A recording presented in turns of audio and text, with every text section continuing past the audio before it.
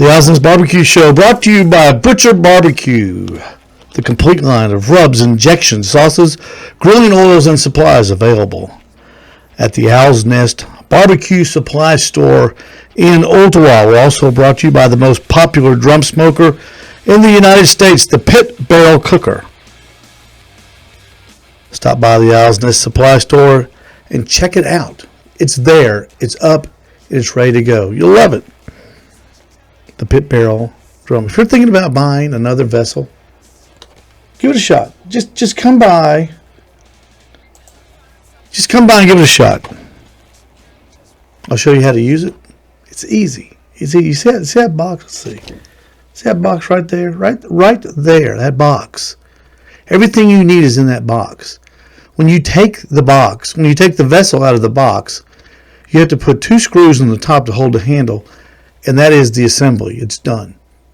It's done. There's nothing more maddening than putting together a smoker or a grill. You've done it. You know, most of them come with a 3-pound bag of stove bolts that hold about 1,000. Not this thing. It's ready to go. You can be cooking within half an hour out of the box. Come by and see it. I'll show it to you. It's easy to use. We're also brought to you by Michelin Tires and the complete line of the Michelin family. You know what that is? Uniroyals, BF Goodrich, and Michelin. Michelin makes BF Goodrich. Michelin makes Uniroyals. And right now going on the Uniroyal rebate, $40 off the already ridiculously low price of Uniroyals at the Midnight Oil in Ottawa.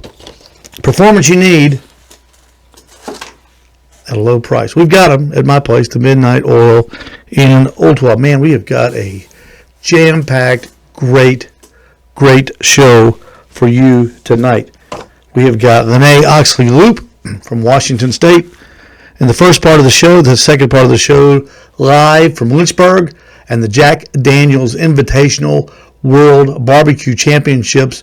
None other than Rub Bagby from the Florida Barbecue Association. He'll be joining us in the second part of the show for live reports from the Jack. I just talked with Rub, and he, if you're listening in your Rub's friend, he got his truck fixed.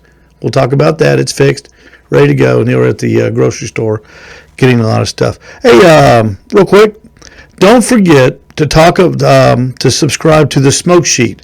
That's a really neat informational internet newsletter you can go to. Just Google the Smoke Sheet, and you can go right to it. Sign up.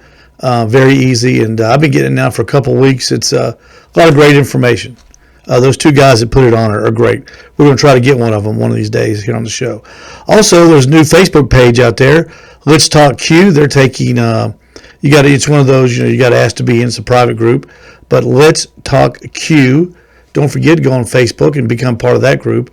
I've already seen a lot of great pictures and a lot of great comments about barbecue from our barbecue family. And, of course, my favorite, the Backyard Barbecue Facebook page, Wes Phillips' page. If you're not a member now, go there and become a member. The Backyard Barbecue page on Facebook. Great guys, a ton of information. And, of course, if you're a pit barrel owner like me, that's why I decided to sell them, because I've owned one for 4 years. Pit Barrel's got a group too. Make sure you subscribe to that. They've got all kinds of great tips on there about the Pit Barrel Cooker. I'll tell you what we're going to do, folks. We're not going to mess around. We are not going to mess around. We're going to go right to the telephones. Hang on just a second.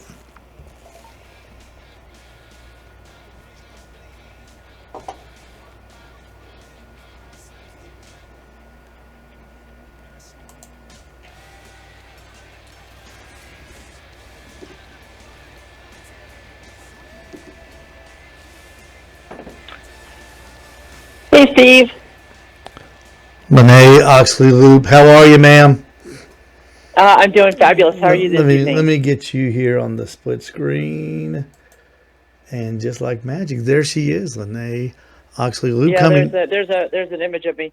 I'm sorry about the Skype thing. Like I said before, and this happened a couple of times with over at Greg's show too. Skype and my laptop hate each other. They don't get along. I need a new laptop anyway, so this is a good excuse to get something. Never apologize. Never apologize. My computer power here. let me tell you something, Lynnae. Here at the Owl's Nest Barbecue Studio, my producer and my script writers behind the screen, they are applauding right now. They are so thrilled that you have graced us with your interview presence by the telephone that we just cannot believe it. I've got your website up right above Rub Bagby, sugarsbarbecue.com, and that's going to be important to you because we're going to be talking about some stuff that you were nice enough to send me. Let's see here. Let's go to the product placement camera right there. Sugar's barbecue sauce. That is the Campfire Dreams, Lynnae, and I have had it on some poultry. I cannot wait to try it on the chicken wings we're going to do this weekend. Lynnae, that stuff is unbelievable. First of all, I really there it is. There's my sauce. Yeah, there's a little Campfire delay. Dreams. Yeah. It's let me tell you something. That that sauce is outselling the rodeo candy, which is my standard sweet red sauce, pretty much like 3-1. People that don't generally like a mustard sauce will try this and they'll absolutely love it. And it's just not like your typical mustard sauce. That's why I don't really advertise it as a mustard sauce. It's more just a sweet, tangy, smoky, rich barbecue sauce, and it's good on a lot of different animals and fish and vegetables. It's really good stuff. But it really, really shines on chicken wings. We do something I do at the barbecue classes that I teach called the Campfire Wings, and I use a combination of different rubs that I have, my barbecue rubs, and then throw that sauce on there and caramelize it over live fire. And it's just awesome that you can't be beat. So it's good stuff. It's not spicy. It's just a nice mild, tangy flavor, not too sweet, and it just balances out with poultry and with pork and things like that. So I appreciate you putting me on there. It's great. I'm glad that you enjoy it. Oh, it's great. Now, we're gonna talk about the evolution of Lynnae Oxley Looping. Let's go back real quickly. We go back maybe 4, 5, 6 years ago to the series Barbecue Pitmasters, where you were a dominator in that series for a couple seasons. I think people took you lightly, and you blew right by them, including our next guest who will be coming up too. We'll talk a little bit about that. And of course, if you're a fan of Barbecue Pitmasters like I am, and I'm not going to turn this into a reminiscent show, Lynnae, because you're way more important than that now. But you and Rub went head to head in one of the most famous episodes, the meatloaf episode of Barbecue Pitmasters, where you were, I think you had your meatloaf done before Rub got all the meat through the grinder on his side. It was absolutely fantastic television, and it was hilarious. You guys were great. Well, first of all, I mean, John Marcus's vision, and you've heard this on a lot of interviews with John Marcus, and his vision for Barbecue Pitmasters and influencing, just putting a barbecue competition on such a large stage. National television, and started with the first season, and that was really kind of bare bones barbecue, and they followed a lot of people through basically a season's worth of competitions, hardcore competitions, turn-ins, awards, things of that nature. And they never won. That's what confused people, that the people that were competing very seldom won, and that's why they had to change it, because people said, well, that's great, but they didn't win. And then you can't explain. You can't explain. Well, we don't win every time. Oh, why do you follow them around? The first season, it was really funny. That was the first time I was at the American Royal. I forget what year it was, but we were literally, my team was right across from Leanne's team, and she was Wood Chicks at that point. And she and her ex at that point were just fighting cats and dogs, and they had cameras all around them, and they were yelling and screaming at each other, and it was just crazy. And so that was my first sort of introduction into the world of sort of this television thing. But fast forward a little bit with Barbecue Pitmasters and what it's done for my business, what it's done for barbecue in general, which is just been incredible. I mean, I have so many people that have come up to me over the years and said, I got into barbecue competition because of Barbecue Pitmasters, and it's just and they've gone on to either continue to barbecue competitively, or they've turned it into a business of theirs with food service or products, in the barbecue world, or grills, or, and that's really cool. I mean, that's hats off to John and everybody that's worked really hard on that show. And we, I had a blast, the beginnings and putting my butt out there on a national stage and giving it my all, to the point where I'd be in tears at the end of these shows. I mean, that was real. That's not staged. That is just squeezing yourself to the absolute limit. Absolutely. And putting it all, and that's genuine. I mean, I broke down a couple times. And I've told you before. No crying in barbecue, right? Yeah, but I've told you before. You came across as a super competitive person, very serious. And when you won, you were ecstatic. When you lost, you were sad, and it hurt. And that's the way. And that's just the way. Sports and competition at that high level. Nobody's getting a participation trophy in those things. It's a winner take all format. But then let's go forward. Hold on a minute. Let's go forward. Hold on. Let's go forward going against some of these competitors who have had years under their belt. Yeah. And here I am, without that kind of pedigree, without that experience. Where I was going. Yeah. Coming out from the Northwest, from Portland, Oregon. Who the hell knows Portland, Oregon, and what can they cook? What do they know about barbecue? And then as a female barbecue, the chips are stacked pretty high. And I'm not, coming out. I was basically looking at, gracious to the competitors, lots of respect. I mean, with everybody, because no one gives that to you. You earn it. You get up there, and so you got to earn your keep. You know what I mean? And people with whatever they're cooking on, and however what kind of meats or whatever it is, and you've got to earn it. And with what I was doing, I just was so focused on what I was doing. I didn't care if it was snowing. I don't care if it was 28 degrees. I don't care if it was 90 degrees. Nothing was going to bulldoze me over. Mm-hmm. I was just there to win, and incredibly, incredibly focused. But at the same time, not trash talking my competitors, and not, for the most part. I mean, there's just fun ribbing and joking around here and there. And some of the producers I remember too it was really funny. They're like, we would all just be cooking and trimming our meats and interjecting and things like that, and they would just be like, why are you guys so quiet? Why aren't you guys like camping on each other? Because I think there was a general respect that we all have for one another as competitors, but it's just people in the industry, in the sport, and we all wanted to win, but we all wanted each other to win too. And so it was just kind of this mutual thing. And I got a chance to also meet a bunch of people that I had seen on television and other shows, had met online, mm-hmm. maybe have their books or something like that. Yeah. And then I got a chance to not only meet with them, but just cook up against them. And that was really cool. And that kind of stuff is so much fun. Yeah. That was fun. And then you just finished this past summer the Barbecue Brawl and Food Network. Yeah. The major. I mean, not that the Barbecue Pitmasters, Destination America is not big, but Food Network's the major leagues. And then you were great on there. You made it to the Final Four, I believe.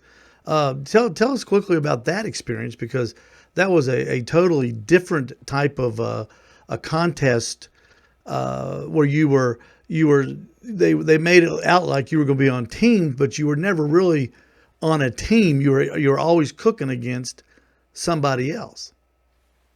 Yeah, it was just this bizarre construct that because when we kind of got on there, we all figured out who was on there.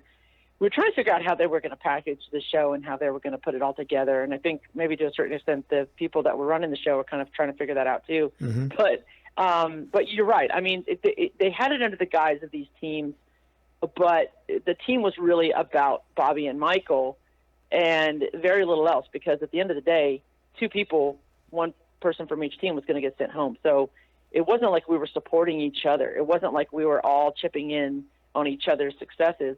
We weren't. We all wanted to stay as long as we could and get it all the way to the end. So yeah, I mean, it was a lot of fun.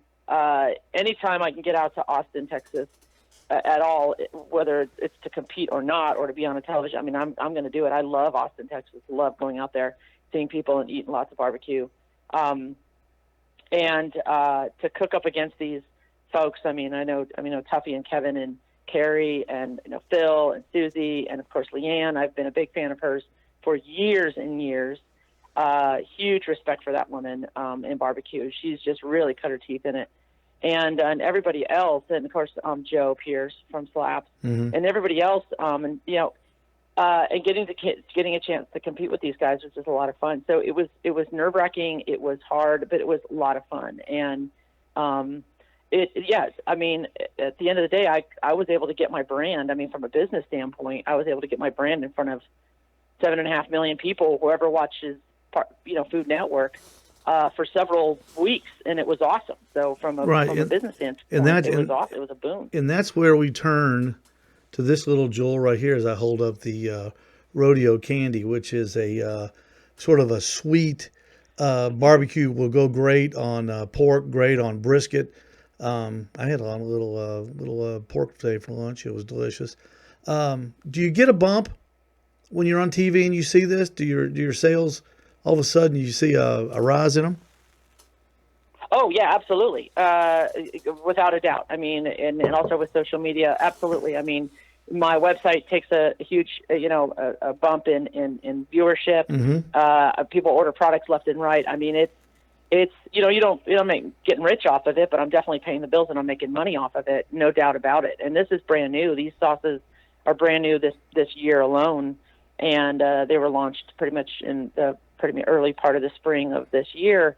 And the trajectory has just been incredible. And I've got a spicy sauce that's on the way, and then I've got a couple other sauces for next year that I'm going to launch as well. And because for me, it's about a family of product that I want to put together. And the cool thing about my rubs and sauces is the fact that they all are they all can stand independently. They all can go and work together in unison as well, which is really great. They're all very chef created because it's the nuts and bolts of my culinary education is that I'm classically trained. I am a chef.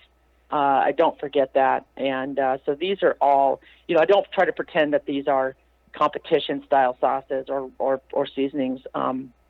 There are teams out there that are using these, that using the rodeo candy and using a lot of my rubs that have been like taking wonderful wins and amazing top awards this year. I mean, just blowing me away because these weren't designed for that.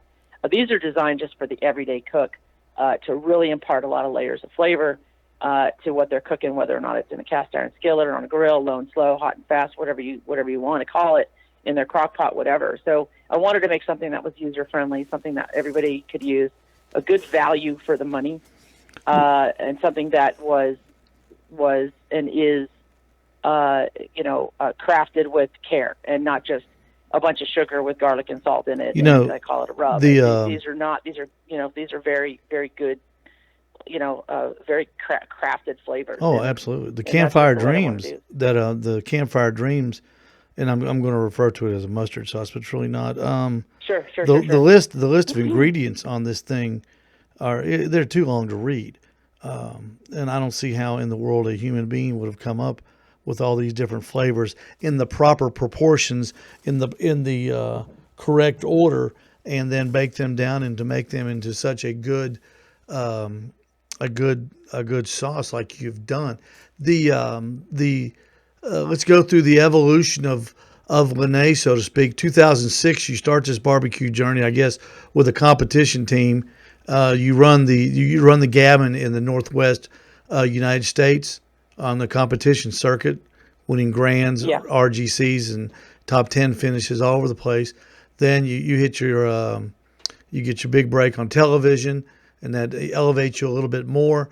And then you look back and you stop the competing and you say, hey, I can really make a living out of this. When did you decide to go from the restaurant world when you were a classically trained chef? When did that occur? When did you leave the restaurant world and jump both feet into the barbecue world? Well, it was it wasn't an immediate thing. It was a very, very gradual transition.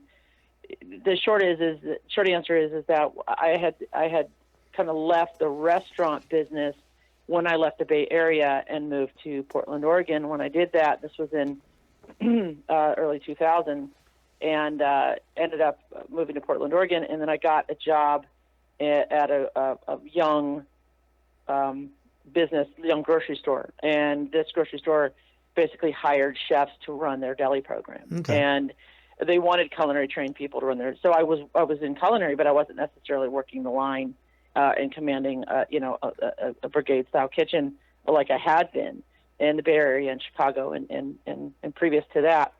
So I started working in this grocery store, and the grocery store was just an amazing grocery store. It's kind of like a Whole Foods type of thing. It was very kind of small at the time. A grocery store called New Seasons Market out here in the Portland area. And I started doing that, and I started getting into retail a little bit. And I kind of was just missing the restaurant world, and I was missing I was missing sort of cooking on a grill and cooking, what I had done. And I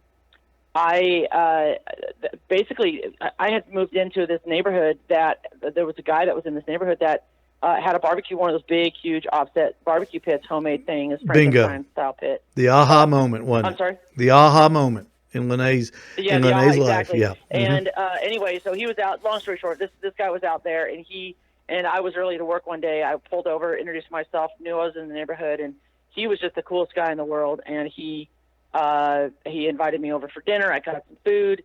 He was a competitor at the time, and he invited me to help him at a competition. I did that on a free weekend that I had, and I was hooked. I was because I was coming at it from a chef point of view, and looking at all the things that he was doing as a barbecuer, not really knowing the intricacies of live fire cooking from a low and slow standpoint, a traditional barbecue standpoint. But I was looking at it from a chef, and I was like, I can do this, and I can do this better than he can. And it was off to the races. And that happened in early 2006.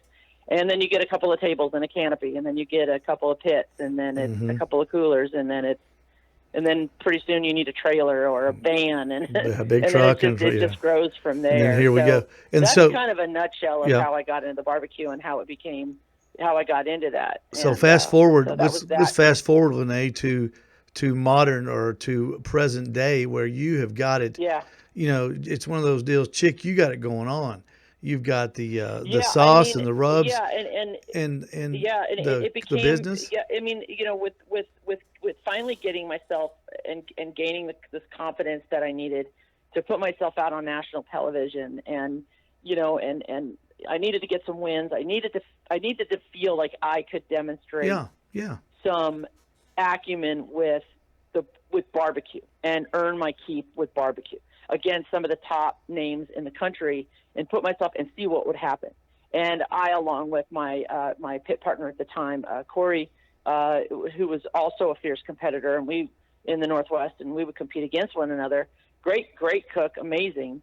We set out there, and we just eyes on the prize. And so anyway, it kind of evolved into this business. I started to get a lot more caterings. I started to, because that's how it starts, right? I mean, you start to win a couple of awards, and then somebody wants to cook ribs for their daughter's sweet 16, and then somebody's getting married, and then here it is, and then you're doing all this catering, and you're making this money, and then you're looking back at your day job and going, man, I could turn $3,000, $4,000, $5,000 in a weekend, or I could just try to make that in 2 months worth of working full time. And then plus I could get some rest without having to go to my day job. Yeah. Yeah, there you go. I mean, the proof is in the pudding, and that's part of being an entrepreneur, and you put your hand under the chopping block, and you go, you know what, I'm going to take a chance, and I'm going to do this. And I've been working for myself since pretty much 2015. That's great. That is fantastic. As an entrepreneur with Sugar's Barbecue, like full-time as a job, without a day job, so to speak, without a real job, so to speak. And it's given me a good life, but I mean, it's not, no one hands it to you. You work at it. This is every day. I wake up thinking about it, go to bed thinking about it. I mean, it's crazy. But the doors it's opened. When you put your food on a plate, when you put your food out there for people to enjoy, if they don't enjoy it, number one, you might lose a customer, but the worst part is it makes you feel terrible. Like, I didn't do the job, and in that kind of, and when you're catering, especially barbecue, people have an expected taste, You know, if you put Yeah. shark in front of me, it could be the worst shark ever made, and you could say, "Oh, Steve, that was a good shark." Okay, you know, I don't know what shark tastes like, but I know what barbecue Sure. tastes like, and most people Yeah. do. And so, what is the modern present day? What is the Lynnae Oxley Loop schedule looking like during the week, like a Monday or a Thursday through Monday, or when your busiest time It, is? Sure. Well, it depends on the time of year, but right now we're kind of slowing down a little bit. We're kind of in the end of the summer, beginning of the holiday. We're ramping up for the holidays. We're going to do a ton of turkeys, hams, prime ribs, briskets, and things like that we got orders for, which is great. This also is a transition for the product line as well, where my product line is not. I don't want to just pigeonhole myself into saying, well, this is really good on just barbecue and just grilling, and it's got to be done over an open fire. These products are good on everything, and they're good in the stovetop oven, microwave, whatever. And so but people don't know that. You got to get that out there. So there's that promotion, there's that demonstration, doing demos with some of the retail outlets that I have in this area. And so there's that. I just finished up some cooking classes. The last cooking class that I teach was October 13th. That was a sold out class. We had well over 30 people here. And this is a 6-7 hour day. I'm cooking, I'm demonstrating. We're talking about a lot of things, and people are eating and they're learning. And so my day right now is really kind of focused on planning for the future. It's about research and development with new products, new menu ideas. It's doing caterings. I mean, I've got a big catering going on tomorrow, and then I leave town. I've got a big drop-off catering for lunch, holiday catering that I'm doing, and then I leave town and we go to Boston for a vacation for a week and a half, and then I'm back and we're back at it. We're doing more catering. So the catering doesn't really ever stop. It just kind of slows down. But then what it does is it gives me time to breathe and say, okay, let's reassess. Let's figure out what we did this year. Yeah. Let's figure out how we're going to do it better next year, and then work on more product R&D, get out, do some demos, shake some hands, meet some people, make some connections, and that sort of thing. So that's what it is. I mean, that's the Monday through Friday, and then I continue to sell products out of my website, and so there's a lot of back and forth to the post office, and mailbox money is what I call it. Have you got I know you don't have a restaurant. I don't know if you even want it. You probably don't even want one. You're doing so well with the catering. But what about do you have rent or own like a warehouse where you have like a headquarters, or are you operating out of your garage, or what type of a fixture do you have? So yeah, we have a commercial kitchen that we built and we operate out of and we own. Good. And That's I great. have my home office in my home base of operations. Yeah. And so the kitchen's certified and that sort of thing. I got my barbecue pits there. I got some barbecue pits here at home and that I play with and stuff. And so it's a little bit of back and forth between the two. The cool thing is that I just actually hired a chef full time, who's somebody who is I'm very excited. I've worked with her for many years in the grocery store business, and she is very enthusiastic about learning the art of low and slow barbecue and barbecue and the business around it. And she's going to be able to sort of take some heavy lifting off me, to be able to have me sort of get out of the kitchen, get out of the pit, and be able to do some more kind of face-to-face kind of meeting and greeting, and do a more product promotion and brand promotion and expand the brand. And as far as brick and mortar, I'll be honest with you. I mean, I've done that. I've been there, done that. I've run restaurants before, and I'll be honest with you, Steve. I go back and forth on it. I mean, Don't do it. I have no doubt in my mind that if we did have a brick and mortar, we'd be very successful. Sure you but would. do I want to anchor myself to a brick and mortar? You know what I mean? Whereas right now, I don't. I'm not anchoring myself to a brick and mortar. I've got a lot of flexibility with my schedule to a point, but not sort of, sitting there at a place just waiting for people to show up, to sell them a pulled pork sandwich. And when the busboy doesn't show up, you don't have to be picking up the dirty dishes. Well, that's either. just it. I mean, I've been in that position before, and we all have.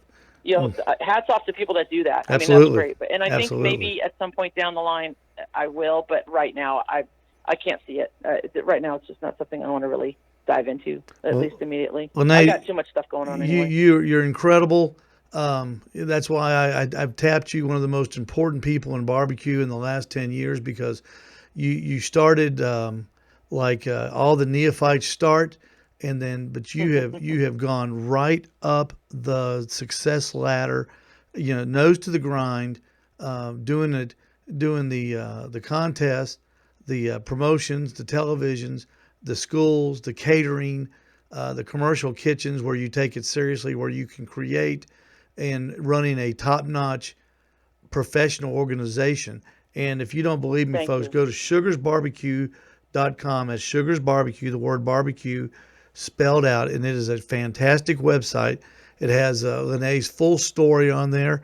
You can order her rubs and her sauces, and go ahead and order them online. They are, they're great. But Lynnae, I knew they would be. I had no doubt. I had no doubt. I There's some appreciate that. things some people you Steve, think, but I knew yeah, yours would I'll be tell you this. fantastic. I'll tell you this real quick. One of the things that has drawn me to this industry and cooking in general, and also with barbecue, of course, are the people, the connections that you meet, the places that you go, the fact that you never know everything there is to know about it. That's right. And you're always That's right. learning. And if I can learn, that means I can teach. And if I can teach, that means I can inspire. And that's what draws me to this all the time, is I can inspire. I love doing it. And I'm connected with so many people in the industry, and I connect with more and more people every single week, and that keeps me going, and I love it absolutely. And I love barbecue, and barbecue is, I'm sitting here in my office and I'm looking at my library collection, and it's just barbecue books, 3 shelves of barbecue books, and there's still more to get, and there's still so much untapped knowledge, and I absolutely love it. So it just keeps me going, and I really appreciate the time. You guys, you're just great. You're awesome. Thank you so much, Steve. I appreciate you, and I tell you what, you are living proof that the one of my favorite expressions, Lynnae, is the only thing about education is it should remain unfinished. And you seem like a person that Absolutely. is. You seem like that person who is always out there trying to learn more, and do the best job that you can for your customer. And you don't know how much I appreciate your time. And let's do this again before Christmas, okay? This was a lot of fun. It would be, Steve, it would be an honor, and I appreciate it. We'll do a little Thank you so Christmas much for recipe everything. deal. Thank you so much, Lynnae. Oxley Loop, live from Washington State. I think she's probably just over the line from Portland. I don't know how that geography works. But I tell you what we're going to do right now. We are going to go right back to the Butcher Barbecue hotline, and we are going to get a hold of Rub Bagby.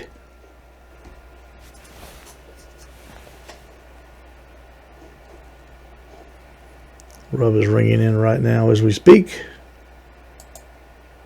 There he goes. He's in the holler, so I don't know how good the cell service is going to be. Set him up real quick. We'll do that while we're waiting on him to call. Hi, you have reached Rob That's from not Swamp Boys Barbecue. That's not Please leave a message and I'll call you back as soon as I can. Thank you. At the tone, please record your message. When you have finished recording, you may hang up or press 1 for more. Okay, Rub, let's try this one more time. We've got Rub Bagby coming up. He was at the grocery store when I called him earlier. And Rob had an interesting day today. His truck, he calls it the Mater. And it's the same truck that he owned that when I met him years ago. It's a big old Dodge diesel. And it had a fuel leak, and he had to have it towed away. But he said he had it fixed. And I'm just wondering if maybe the Mater didn't make it back to the site. Hey, Rob. Hey, Steve, how are you? I was afraid that the Mater didn't make it back to the house. We had a safe trip, thankfully. Well, good. Good. You got the truck fixed? Yeah. Man, it's... Go ahead. You still there? Uh-oh, you're breaking up. Uh-oh. You're in Lynchburg, Tennessee. Hold the end. And see if this Go. does this help? Yeah, go to the window. Well, I did. I just walked outside, but I'm on Wi-Fi calling, so that's probably the problem. Well, that's okay. You're okay. I can hear you great right now. Hey, Okay. Rub Bagby, give us a. Of course, Rub is a former Florida Barbecue Association Team of the Year. I think multi-time. He's a school teacher, and he's recently retired. He's also a barbecue class instructor. That's where I first met Rub, at his class that he held in Calhoun, Georgia. And of course, he is a world pork shoulder champion, and he is a world barbecue champion.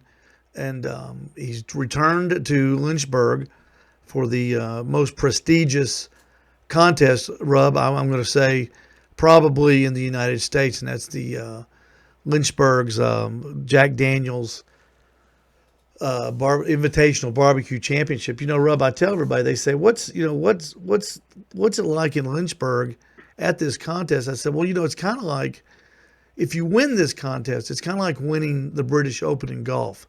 You are referred to as the champion barbecuer of the year. That's the Right, kind of exactly. that's the kind of pedigree that this contest has. Give us a little feel for Lynchburg right now on the Wednesday before the contest. It starts on Saturday or Friday afternoon. It's really neat. We were, as far as I could tell, we were literally the first team on site. The whole place was empty, and I pulled up and I said, "I'm too early," and he said, "No, come on in." And we got our site, but it's any other day or any other weekend of the year, it's just a very small community park, a city park. Yeah. And it's backed up to a little itty bitty creek, and it's very pretty, green. They have several pavilions. I believe they do some 4-H events out there in one of the big pavilions. And the town's very sleepy, very quiet. It's America. I mean, it's like the heart of America. It's awesome out here. It's like something you would see on remember the old Saturday Evening Post Yeah, absolutely. covers? Absolutely, I do. Kind of reminds me of that. And we went down and had lunch at this small diner, which closed at 1 o'clock. They locked the door just as the tour bus was pulling up. They said, "I'm sorry, we're closed," but everybody's just so nice. And it's not too many people here yet. They say on the day of the contest it swells up to 30 or 40,000 people, but I think during the rest of the year the population is right around 1,000, give or take a few. Yeah, it's not many. And Yeah. of course, that's Moore County. And for years, and it's not true anymore, but for years, you couldn't even buy Jack Daniels in Moore County. It was a dry county, which was one of the more ironic facts about Tennessee. Of course, they changed that years ago. Well, I don't know if they did. I think it's still considered a dry county. Yeah, but that's what they tell you. Yeah, but you can buy it you can buy it at the distillery, though. Oh, yeah. You used to not be able to do that. That's what was so weird. Yeah. Could you imagine owning the Jack Daniels distillery, and when people are leaving, you go, "Well, we'll see you. Goodbye. Goodbye. Y'all come back now." Hey. Oh gosh, I imagine they probably had a little pull with the political side of things, and were able to get that taken care of. Yeah. Hey, I'll tell you my funny distillery tour story. We got there, and this heavy set guy, and they all wear bib overalls. These tour guides do, and they're country as cornbread, and we're going through all the different buildings, and he took us. I don't know. Have you ever done the tour, Rub? Yes. Okay. Yeah, we've done it several times. Yeah. Well, the first thing you do, they take you to that big vat, and they make you, and they say, lean over and smell that good smell, and you lean over, and what gas is that? What gas is that? It makes your head float. It's Yeah. It makes your eyes water and your nose water. I used to know that about that corn mash. Yeah. Stuff. But it puts off some sort of a gas, and it's oh god, it's terrible because I'm the one that wants to lean over and get the smell, and I got hit with it. And we were between those buildings, Rub, and somebody asked the tour guide, they go, "Hey, buddy, what happens if they catch you drinking Jack Daniels whiskey on the job?" And he looked at that guy straight in the eye and said, "They make you a tour guide." Didn't miss a beat. And of course, that brought I have a that. feeling I know who that tour guide was. You said he was in bib overalls and a little chunky. Yeah, a little chunky. Yeah. That sounds like David Roper. I Yep. bet $10 that was David Roper. Well, he was hilarious, and they do a great job. And if you haven't been there, do yourself a favor and go to Lynchburg, Tennessee. It's quite a when you hit Tullahoma, you think Tullahoma's small. Keep going. You haven't seen nothing yet, as they say. All right. What number trip is this for you, Rub? This is our 5th visit, our Wow. 5th invitation to the Hall. Okay. Now, how did you qualify this year? This year, we got lucky. We had won several grands, and our name got thrown into the bucket, and as they say, our bung was pulled. And if you're not familiar with it, the bung is the little wooden peg that they plug the hole in the cask with, the whiskey cask, and they use those, and they brand them with each team's name, and throw them in there, and it's kind of like it's just a random drawing from everybody who had won a state championship in each state. And we were very fortunate. This is actually our 3rd time in a row that our bung has been pulled. Wow. What's that feel like, Rub? When you're sitting there, because I know they do that. Do they do it live on the internet, or they post it quickly after they've done it? They do it quickly after they've done it Yeah. because, honestly, and people are always fussing on the internet and saying, gosh, you guys would have a huge viewing if you did this live. And I totally understand why they don't do it, because it's a very dynamic and flowing kind of a drawing. Mm-hmm. Because if there could be so many different scenarios. If I had won a grand championship in Florida and Alabama and one in North Carolina, and they drew my bung for Florida, well, then they have to stop everything and take my bung out of the Alabama and the North Carolina bag, Right. and that changes everything. And Mm-hmm.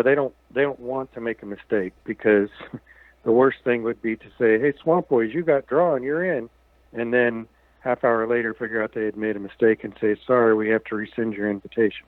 Yeah, they don't want to make So a mistake, I totally. and they yeah, don't I want totally they don't get want it. to make They a got- mistake in front of people. I understand that. Yeah, so they take their time. They do it. I have not seen it, but I have to assume they're very meticulous and checking off boxes and making sure everything is just right. Now, Rob, let's see. Is this 30 number 32? 30, is it 32 or 33? 31 or 31? 32, or 31 or 32. Chattanooga has remember. Chattanooga has a unique attachment to the Jack. The master of ceremonies, Chip Chapman, who does just an incredible job of keeping the award ceremonies rolling along, is a weather forecaster here at Channel 12 in Chattanooga. Oh, I didn't know that. He sure is. And Chip he is the first and only MC of the Jack Daniels. So that's it. He does an incredible job, and he's done it for an incredibly long time. And That's cool to know. Yeah. I always wondered where they found him, because has such a perfect speaking voice and demeanor and attitude for the whole thing. And he So, keeps that's it, yeah, cool. I mean, that's neat to know that. because it's a long, obviously it's a real long award ceremony, and and you can feel. I was lucky enough to be there 3 years ago, and you can feel the crescendo building as each. Of course, they've got so many. Best looking grandkids, best looking pickup, best best toenails painted, Right. and all that stuff, all the way up to the grand champion of the tournament, so to speak. And every time they pull a name, don't you think, Rob? You've been there. It just gets a little bit more exciting. And Oh, it definitely does. and then at the end, man, you're on the end of your seat. You're going, I can't. Maybe it's me. Maybe it's me. Maybe it's me. And I was talking to David Bosco about that last fall after he won it, and he was saying that he was looking around. He said people were running up to him saying, because there's a lot of time in between calls, because they got to get the picture taken. There might be 5 or 6 minutes between the third place call and the second place call, and people were running Right. up to him saying, "Hey man, David, you're in this thing. You've got blah blah blah." And he said you just almost can't control the excitement that you might be Oh. the winner of this tournament, and it was I, just a wonderful I could, story. I could only imagine. I could only imagine. I mean, you ask any barbecue team that's competed, and what do you want to win? I want to win the Jack Daniels. Yeah, Uh, and for him to be in that position, I can only imagine. I mean, I get nervous at a regular contest, let alone a world championship. I get nervous So at the that had to have been a heck of a feeling. yeah I get nervous at the nine team contest at the JC's put on.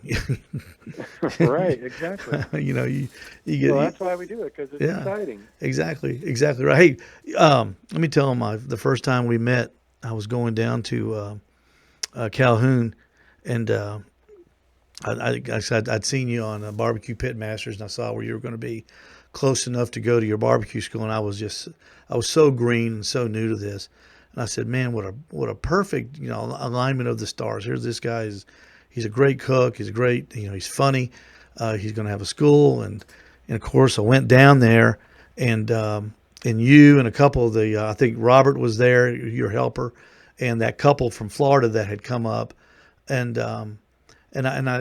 walked up there, and I said, I think I said something like, is this where the barbecue class is? And of course you said something smart like, well, if it isn't, we're all in trouble or something like that.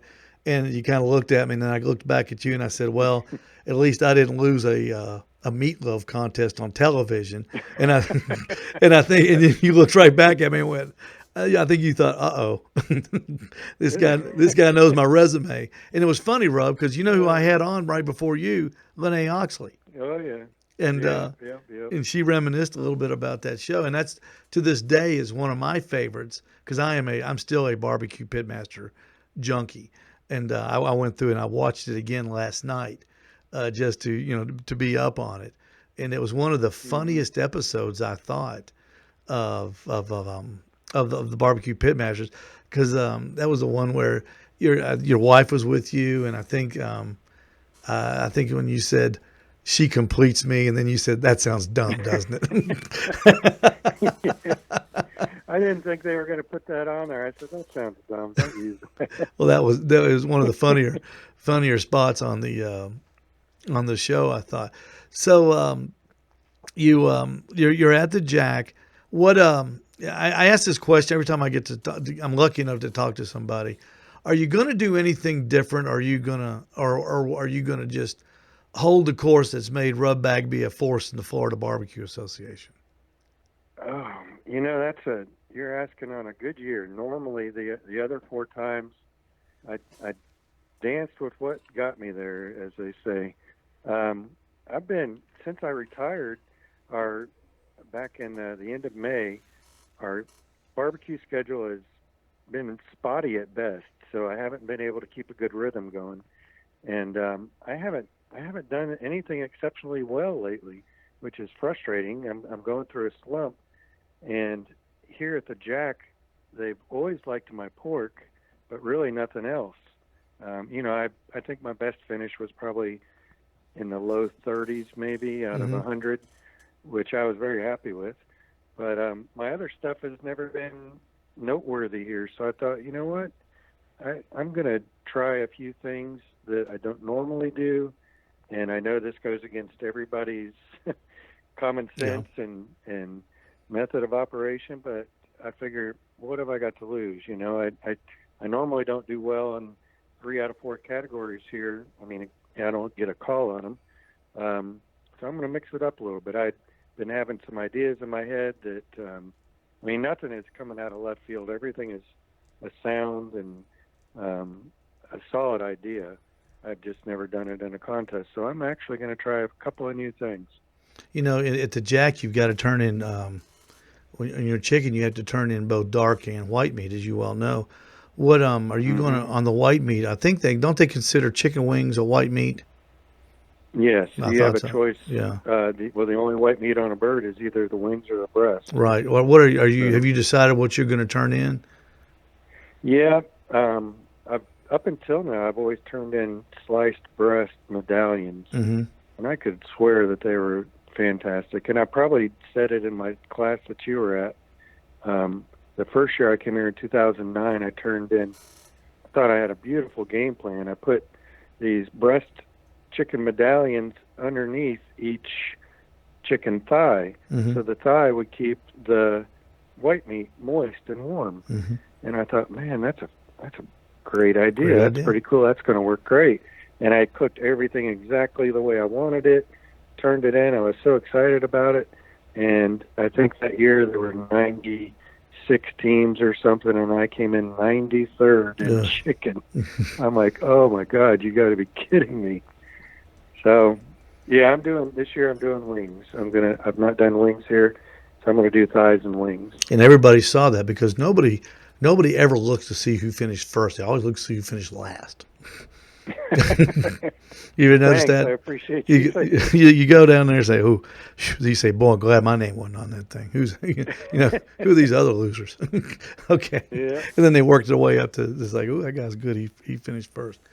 I saw you had the guy from Pig Chicka Cow Lee. He put a real neat looking box on Facebook the other day, and I noticed that you had a little conversation with him that you had built the same box years ago with it looked like it was it had chicken thighs on each side, and then he had the wings were kind of cross hatched down the middle. It looked like he had some flats and some drummies. And of course, Lee, he's the bomb. Right now, he's got it going on. Do you practice a lot at home with the different boxes like that? Because I'd never seen a box like that, and I thought, man, that looks not only unique. It's outside the box. I think it would be a real judge pleaser. Do you mess around with that kind of stuff? Not as much as you would think. Although, when I was employed and teaching, I didn't have any time to practice anything. The only time I cooked barbecue was at a contest. But now that I've retired, I still haven't practiced, but I'm thinking about it. But that, I don't know that I came up with that box. But when I had not seen it when I made it, and it just kind of, I wanted to get wings in the box. And I was trying to think, with FBA, it's a little different than KCBS. You have to have a minimum of 8 pieces, even though there's only 6 judges. And I kept that in mind, and I thought, well, I know I can't get 8 thighs and 8 wings, but there's only 6 judges. So if I put in 6 thighs and 6 wings, I will still have more than 8 pieces, and I'll still have enough for each judge to get 1. And so I did that, and it for the most part, it scored really well. I mean, I was trying, like you just said, thinking outside the box and giving the judges something they don't normally see, and give them some white meat as well. And so I thought, this is going to be awesome. And for a while, it worked really well. And I say a while, I mean 4 or 5 contests, and then it would fall off, and I would hit 15th to 20th, somewhere like that. And then it would come back up again. And it wasn't as steady as I thought it would be. And it turned out I happened to be teaching a class about that same time, and there were 2 FBA reps in my class taking. I presented the box in the class, and the rep said something to the effect of, well, that's a pretty box, but you're going to get scored down on that because you don't have 8 thighs. And I said, well, yeah, but I have more than 8 pieces. And the rule says 8 or more pieces. And you could see him thinking, and he's like, oh, wait a minute, there's nothing wrong with that box at all.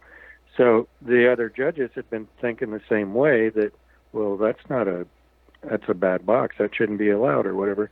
So I was getting scored down because they weren't understanding that even though it was only 6 thighs, it was more than 8 pieces.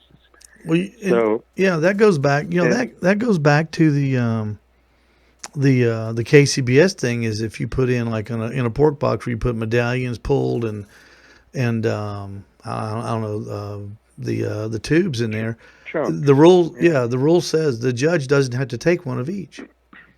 Right. And and that's kind of a like what, why am I putting all this stuff in there then? So. Yeah, and that's a very good point. Sometimes we overthink things or we overtry stuff as teams, and I think if we just simplify it and if you cook a pork butt and the pulled is better than the medallions or the tubes, don't put the medallions or the tubes in there. Just put in what's best.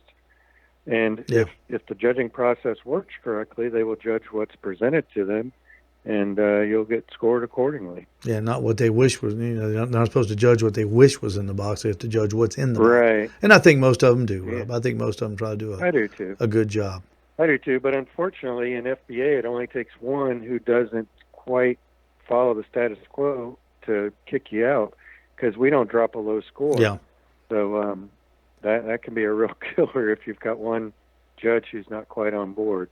It's a little bit easier in case you guess, because you dropped a low score. But yeah, so that's what that was all about. And I told him, I said, I quit turning it in because I just can't. It was costing me contests sometimes.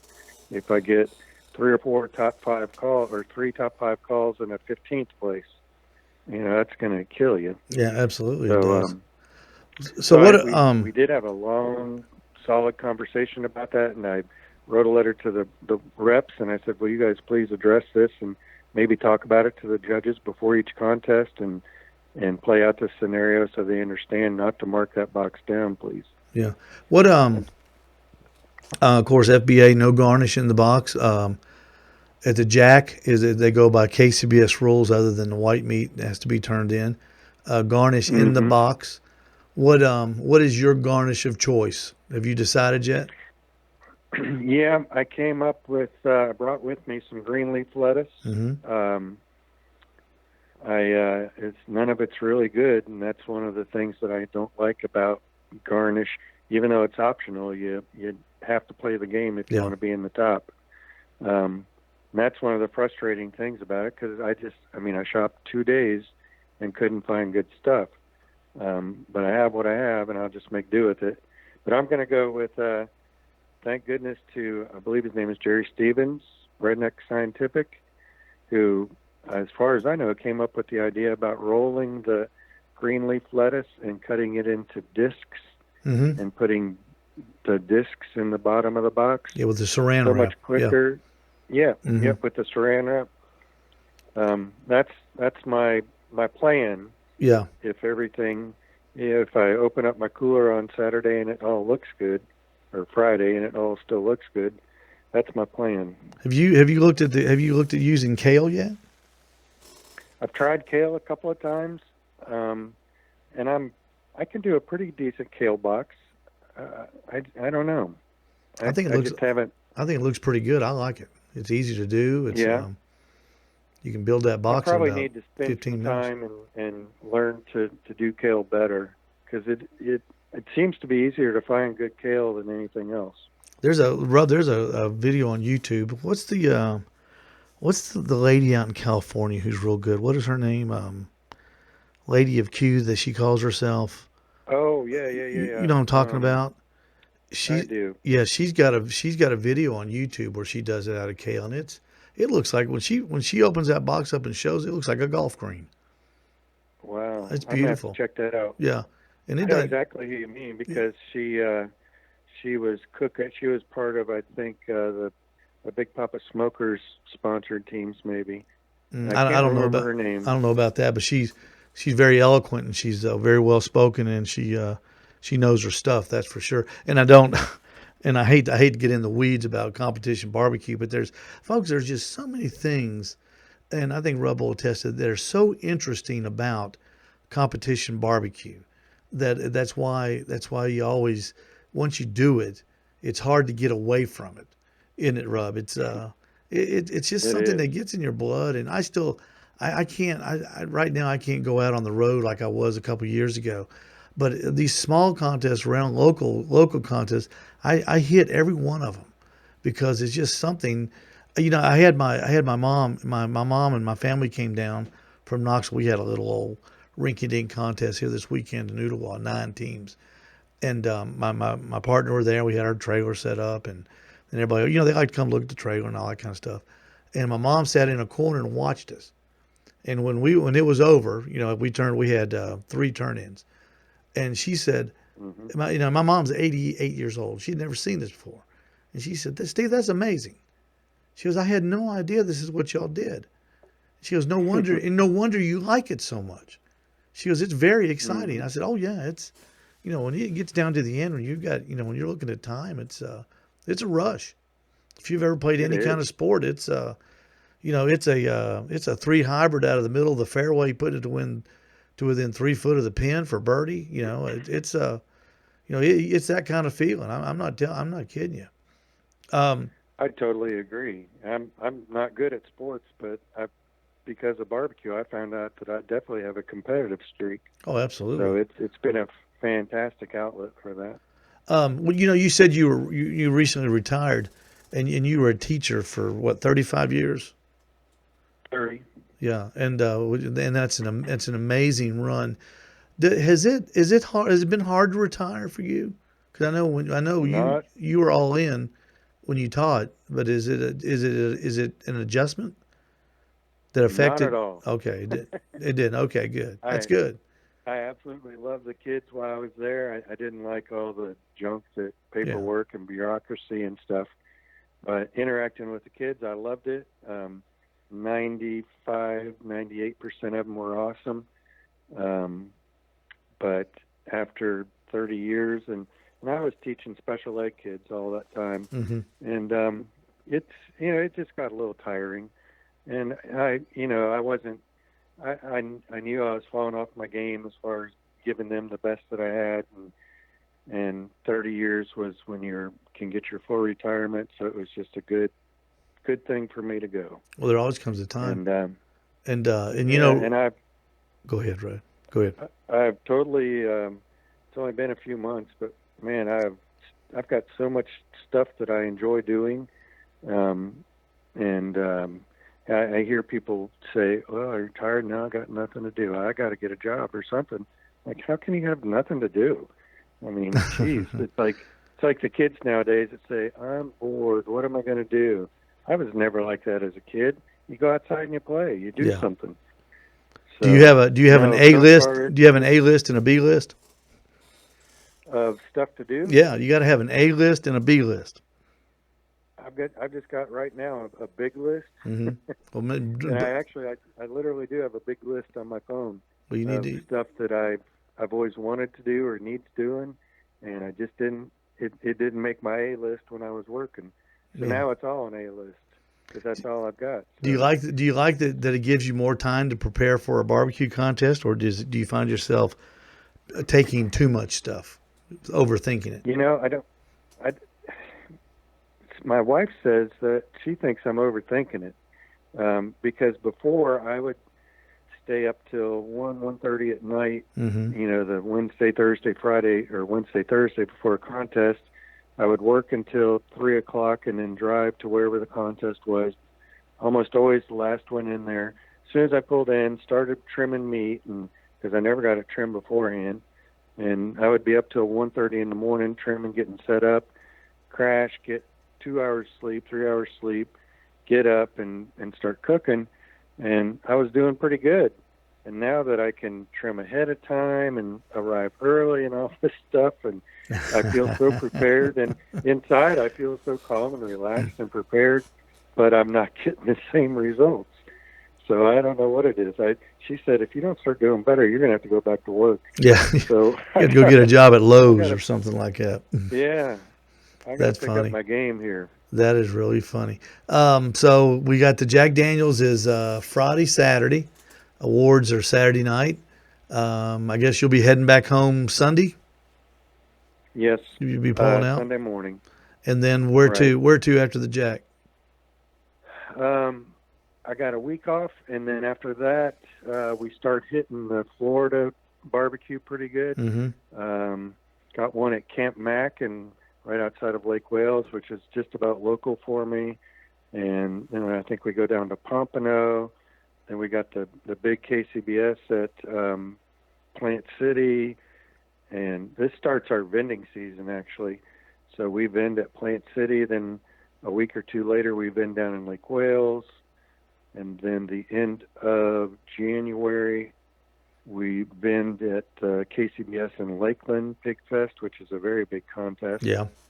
and then we've been in Winter Haven the following week. Have you thought about Well, going? Have you thought about going overseas with Matt? You know, your buddy Matt Barber. He's been going to Europe, and he was in the, I think, the Italian Alps. I can't remember. I talked with him after he was there. I can't remember if it was this past year or last year. Have you ever thought about maybe making a trip like that? Yeah, well, I've taught a class over in the Netherlands, right? Okay. I flew into Amsterdam, and I taught it at The Hague, Oh, okay. and I competed Good. in a contest there. Had a blast, and I would love to do more of that. My sauce and rubs are just now hitting the shelves down in Australia. Wow. We shipped it out about a month and a half ago, and I would love to go down there and do a class and show everybody how I use my sauce and compete down there. Just waiting to get things to work out and come together. But like I say, I've got my passport. I'm ready to go. Well, Rub, So- good for you. I've kept you way too long. I know you've got things to do, and I appreciate your time. But promise me one thing, folks. I'm going to tell you something. When you take Rub's class, and if you get the opportunity to take it, he's a wonderful teacher. He takes all the time in the world with you, and it's a very intimate setting when he does it. And on Friday nights, you have a prime rib dinner, and Rub makes it. And I'm if I'm lying, I'm dying. It is the best prime rib rub that I've ever put in my mouth. Oh, thank you. I Before appreciate Christmas, but sometime between Thanksgiving and Christmas, can I get you back on and let's explore your recipe for prime rib, because it is out of this world. Sure, I'd be happy to. All right, good deal. It's simple as can be. I know, but And I've started having people ask about it, so I've incorporated that as the fifth meat into my class. folks, it's unbelievable. I mean, if I've never eaten at a Michelin restaurant, but I tell you what, I guarantee you, if the anonymous Michelin reviewers were to come by your tent while you were doing a class and got a load of that, you'd be looking at 3 stars. I guarantee you, Rub. Thank you so much, my Very nice friend. of you to say that. Good luck to you, Thank and you. bring back some hardware from the holler, okay? I would love to. All right, we'll be paying close attention to you, and we'll give a Rub Bagby report next week on the Owl's Nest Barbecue Show on how you did. Rub, thank you so much. Thank you. We appreciate you. Steve, I appreciate you having me on, and thank you for everything, and I always enjoy talking with you. I appreciate you very much. SwampBoys.com is the website that you need, swampboys.com. He has all his sauces and rubs that you can buy there. And I think his sauces are available here locally in Publix, and they will be available locally soon at the Owl's Nest Barbecue Spot. We've already got his buddy Jim Elzer's Sweet Smoke Q line in there, in addition to all the complete line of Butcher Barbecue, and we're going to be adding some of these other sauces and rubs as the months go by. So you will always have something new to come look at the Owl's Nest Barbecue Supply Store. Folks, we got to go. Thank you for staying with us. We went a little bit long, but that's the beauty of the internet. When you get 2 people that are as nice as Lynnae Oxley Loop and Rub Bagby to come on and explain their barbecue lives to us and kind of let us in on the inside of their daily schedules. It's very interesting, and I appreciate y'all staying with me. We'll be back here next Wednesday night on the Owl's Nest Barbecue Show, and thanks for watching, and we'll see you next Wednesday.